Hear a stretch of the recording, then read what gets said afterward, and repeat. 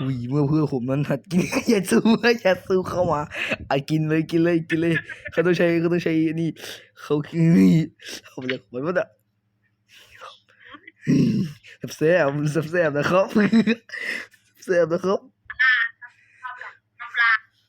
เข้ากับน้ำปลาแซ่บแซ่บดูซูกล้องให้ด้วยซูกล้องให้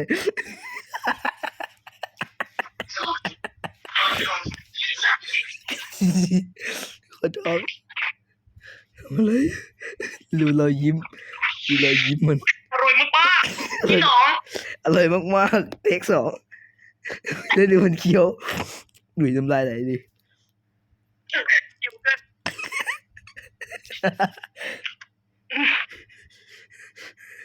เอ้ยทำเขากลัวเขาบอกตอนเรียนสุขาก็บอกให้กินข้าวแบบพอดีคำไม่ใช่หรออันนี้พอดีคำตรงไหนวะ ผมขอโทษครับ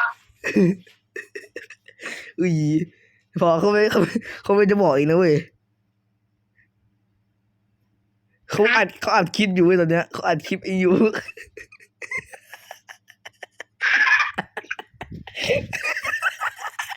อย่าขำทีเขาหลุดขำเลยดูมันมองเอาอุ้ยกล้องดับเลยดูมันค่อยๆกินอร่อยไหมน่ะอร่อยไหม ช้าๆไม่ โอ้คำก้อนโตโอ้สุดแซ่บ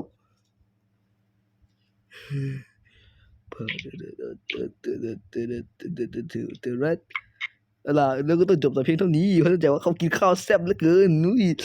ออดวอดออดวอดให้ดูอีกแป๊บนึงนี่นะครับ นี่ครับอาหารเขากินแล้วครับ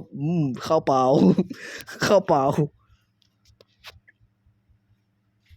คำโตงอมสุดเสียบแล้วดูแม่งโอ้ยไอ้หมากินคนติดเหลืองไปเนี่ยดูมันจ้องหน้าดูคนดูมันไม่กินให้ซ้อมกินอีกนี่นะครับแซ่บ